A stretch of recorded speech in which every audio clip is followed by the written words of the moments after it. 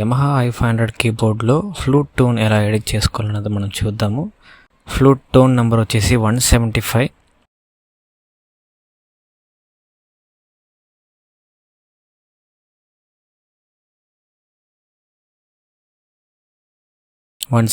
వాయిస్లో ప్రెస్ చేసిన తర్వాత ఫంక్షన్స్ బటన్ ప్రెస్ చేసి మెయిన్ వాల్యూమ్లో 100, తర్వాత M ఆక్టేవ్ 0, తర్వాత రివర్బ్ దగ్గర మనం రివర్బ్ వచ్చేసి ఒక 25 పెడుతున్నాను. తర్వాత ఇంకా నెక్స్ట్ వచ్చేసి రెజోనెన్స్ వచ్చి 30 పెట్టాను.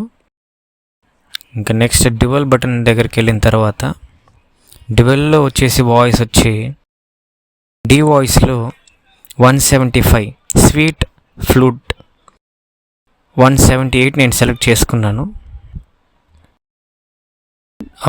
వాల్యూమ్ వచ్చేసి 70 దాకా పెట్టాను. ఆక్టేవ్లకు వెళ్ళి 1 పెట్టాను.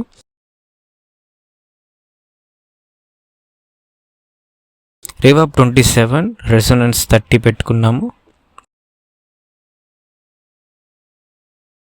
ఇక్కడికి ఫ్లూట్ వచ్చేసి ఎడిట్ చేసుకున్నాము.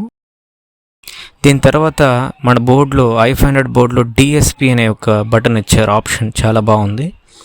ఆ డిఎస్పి టైప్లోకి వెళ్ళిన తర్వాత HPF 10 ఆ బటన్ని ఆ ఆప్షన్లోకి పెట్టాను. అప్పుడు ఆ ఫ్లూట్ అన్నది ఇంకా బాగా వినిపిస్తుంది.